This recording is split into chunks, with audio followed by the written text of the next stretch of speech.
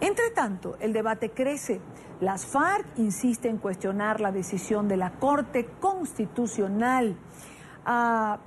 Destacan que devuelve la autonomía al Congreso y que garantiza la separación de poderes, quienes están, por supuesto, al contrario de las FARC.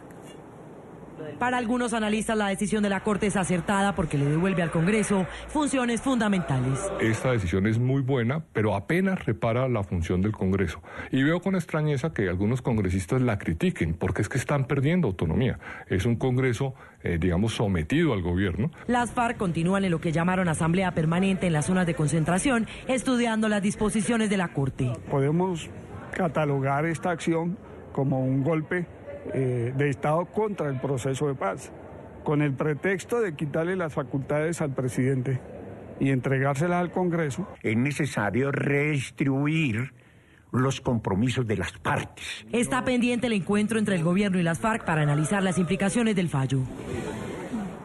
Quiero en esta parte del programa saludar en Washington a Rafael Nieto, ex viceministro de Justicia, columnista, analista político. Señor Nieto, qué gusto saludarlo. Buena tarde para usted.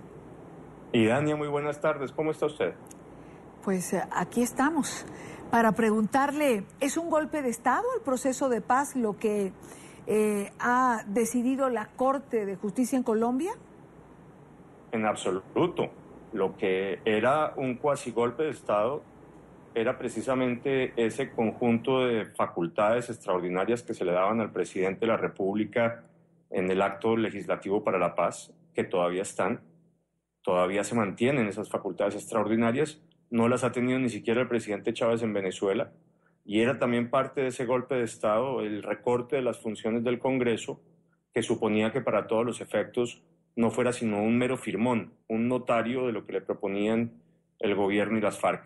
De manera que lo que ha hecho la Corte es solo corregir una parte, una pequeña parte, de esa usurpación de funciones que hicieron las FARC y el gobierno Santos al Congreso de la República. Ahora, señor Nieto, si eso es así, ¿por qué prácticamente se amenaza desde los sectores de la FARC en decir que se congela prácticamente el proceso a como va al día de hoy? Porque las FARC todavía tienen la mentalidad matona, la mentalidad agresiva, la mentalidad violenta que no acepta las reglas de juego de la democracia. Es así de sencillo y así de claro. Yo cada día me convenzo más de que las FARC aceptaron el acuerdo con el gobierno, única y exclusivamente porque el gobierno les dio la razón y les entregó todo lo que quiso, lo que quisieron ellas, las FARC. De manera que ahora que un órgano legítimo del Estado, lo normal en una democracia, que es una Corte Constitucional, hace unas correcciones que además son menores a esa usurpación de funciones que cometieron entre las FARC y el gobierno, de lo que tendría que hacer un Congreso en una democracia, se quejan y amenazan.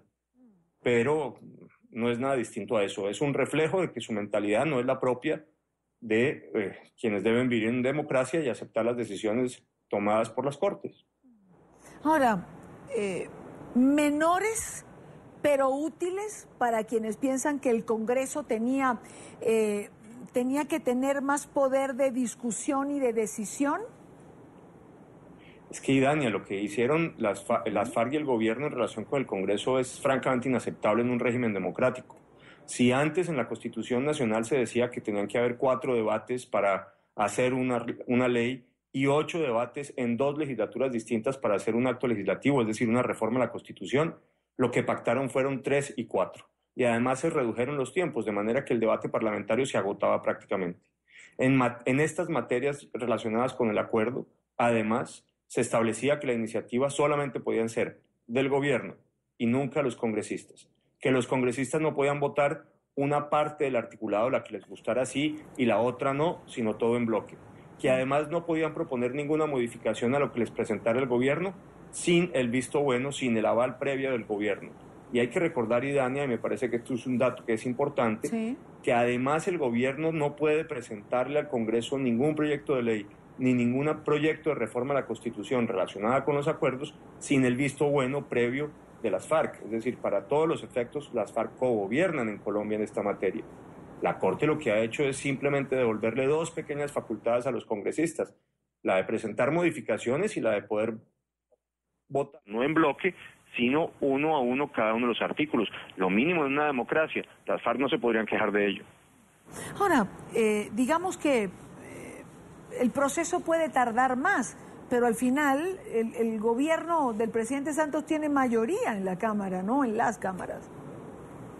Una mayoría amplísima. Hay que recordar que en este Congreso los únicos que votaron distinto a lo que el gobierno quiso en relación con los acuerdos de FARC fueron los congresistas del Centro Democrático del presidente Uribe y una congresista del Partido Liberal, la senadora Sofía Gaviria. De resto, todos los partidos, de la derecha a la izquierda, sin excepción, le votaron al presidente. De manera que ahí tiene unas mayorías con las que puede seguir haciendo lo que se le antoje, a pesar de que tiene solamente el 15% de aprobación popular. Lo que no deja de ser una contradicción, pero es una realidad. Es un presidente que tiene amplísimas mayorías en el Congreso y una terrible popularidad dentro de la ciudadanía. Quiero agradecer a Rafael Nieto, el viceministro de Justicia, columnista, por estar con nosotros en vivo y directo en Washington. Gracias por su tiempo. Buena tarde para usted. Y Dania, muy buenas tardes. Un saludo a todos los que nos están viendo.